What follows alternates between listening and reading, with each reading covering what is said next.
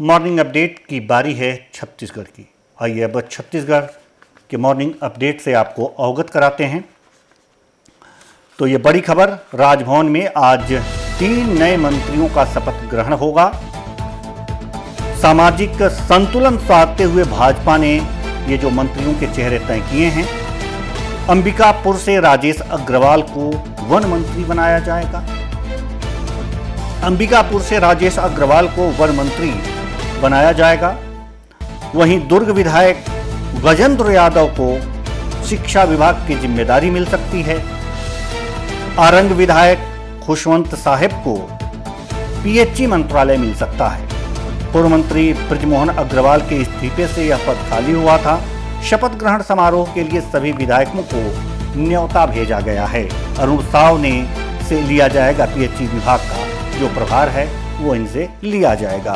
इस खबर पर हमारे छत्तीसगढ़ स्टेट एडिटर स्वरूप भट्टाचार्य जी हमारे साथ जुड़े हुए हैं। भट्टाचार्य जी, सवाल यहाँ पर यह है कि अभी हम लोग कुछ दिन पहले ही मॉर्निंग अपडेट में इस बात की चर्चा किए थे कि इन मंत्रियों इन लोगों को मंत्री पद दिए जा सकते हैं और जो नाम लिए गए थे उसमें वही नाम आज हैं जिनको न्योता भेजा गया है। आज उनका शपथ ग्रहण होगा। क्या लगता है कि पूरी तरह जो क्षेत्रीय संतुलन है इसे मंत्रियों के इस चेहरे से बीजेपी ने साध लिया है? देखिए देवेंद्र जी, ये जो मंत्री पद का जो आज शपथ ग्रहण राजभवन में होने जा रहा है, सुबह 10:30 बजे से 11:30 के बीच का समय तय किया गया है।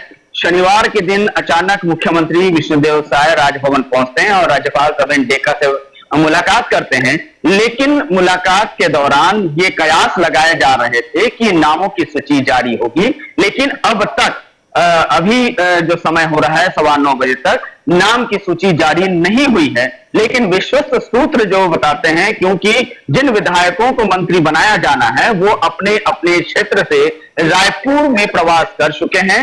सबसे पहले तो अंबिकापुर से राजेश अग्रवाल हैं, जिनको रविवार को ही रायपुर बुलावा आ गया था। गजेंद्र यादव जो दुर्ग से हैं, वो कल रात दुर्ग से रायपुर के लिए रवाना हुए हैं। खुशवंत साहेब जो आरंग यानी रायपुर राजधानी रायपुर संभाग में ही आरंग विधानसभा है और आज सुबह यहाँ पर पहुंचे हैं। तो इससे ये साफ जाहिर है कि तीनों मंत्री जो 3 विधायक हैं अपने अपने क्षेत्र से रायपुर में डेरा जमाए आ गए हैं और यहाँ इसीलिए ये पूरी तरह से रफ्तार मीडिया की खबर पर ये एक असर ये देखा जा रहा है कि जैसे कि आपने कहा कि पिछले मॉर्निंग अपडेट में भी हमने कहा था इन्हीं तीनों का ही नाम हमने लिया था। तो इससे साफ जाहिर है कि रफ्तार मीडिया की टीम ने जो आकलन किया था वो सच साबित हुआ है। जी बिल्कुल। तो इससे साफ जाहिर है कि देखिए जो 3 नए जो चेहरे हैं, कवायद लगाए जा रहे थे कि पुराने चेहरे को भी इसमें शामिल किया जाएगा, लेकिन पुराने किसी भी चेहरे को इसमें शामिल नहीं किया गया है। यही कारण है कि पुराने लोग जो पुराने जो विधायक हैं, जो पुराने मंत्री रहे हैं, जैसे कि अजय चंद्राकर, अमर अग्रवाल और राजेश मूणत, तीनों में खासी नाराजगी होने की भी सूत्र ने जानकारी दी है कि यहां तक कि ये भी पीसीसी अध्यक्ष जो दीपक बैज हैं, कल उन्होंने प्रेस कॉन्फ्रेंस के जरिए ये कह दिया कि ये तीनों ही जो नेता हैं, जो कद्दावर नेता हैं भाजपा के, उनको मंत्रिमंडल नहीं मिलने के कारण उनको वो शायद अब इस्तीफा भी दे सकते हैं। तो इस तरह से भी देखा जाए देवेंद्र जी कि 3 जो नए चेहरे हैं और सबसे बड़ी बात है, जैसे कि हमने पहले भी कहा था कि हरियाणा फॉर्मूला इस बार लागू हो चुका है। यानी कि अब तक जो 25 साल जो छत्तीसगढ़ के जो पूरे हुए हैं, 25 साल में अब तक मुख्यमंत्री को मिलाकर 13 मंत्री हुआ करते थे, लेकिन इस बार पहली बार जो सिल्वर जुबली जो छत्तीसगढ़ मना रही है, उस बीच हरियाणा मॉडल पर 14वें मंत्री की एक नई सूची में शामिल किया गया है।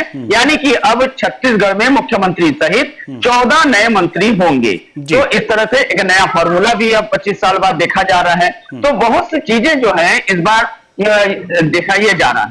जी भट्टाचार्य जी, सवाल एक और है कि अभी आपने कहा कि ये नामों की सूची नहीं जारी की गई है, जबकि इन विधायकों को रायपुर जरूर बुला लिया गया है और ये अपने विधानसभा क्षेत्रों से रवाना भी हो गए हैं और कुछ पहुंच भी गए हैं।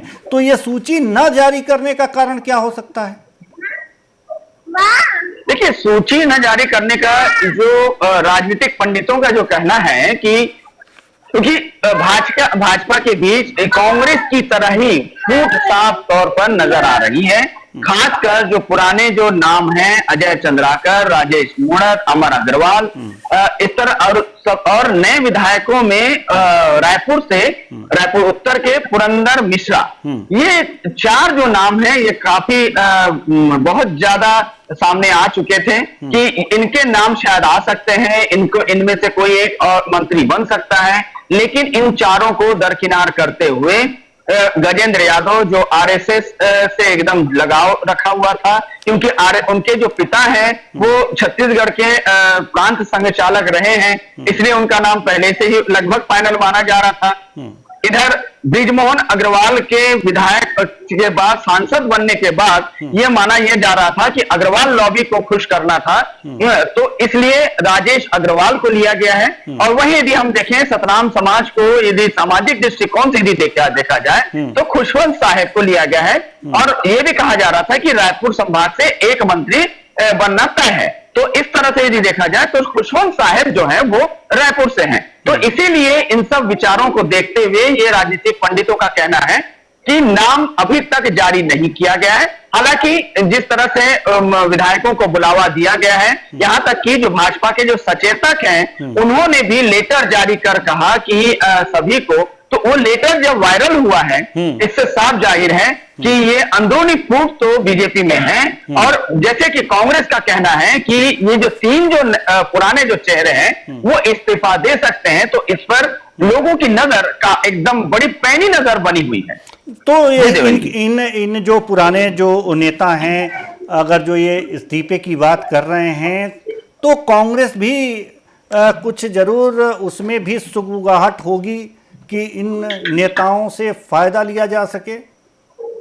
क्या कुछ जरूर, ये आपने एकदम सही कहा कि जैसे कि राजनीतिक जो समीकरण जो हमेशा दिखाई देता आया है, जैसे कि आप एक बार आपको याद होगा कि नंद कुमार साय जो वरिष्ठ नेता थे भाजपा के, लेकिन उनकी जब नाराजगी इतनी ज्यादा हो गई तो उसके बाद उन्होंने भाजपा छोड़कर कांग्रेस का दामन थामा था। लेकिन कांग्रेस में भी जब कुछ नहीं हो पाया तब जाकर वो फिर से वापस, जब देखें कि 2023 में भाजपा अपने सत्ता में बैठ चुकी है, फिर उन्होंने घर वापसी किया। तो अब और एक बात यह है कि राजेश अग्रवाल जो आज मंत्री बनने जा रहे हैं वो भी पहले कांग्रेस से ही थे और कांग्रेस से इस्तीफा देकर ही 2023 में अंबिकापुर से विधानसभा चुनाव लड़े।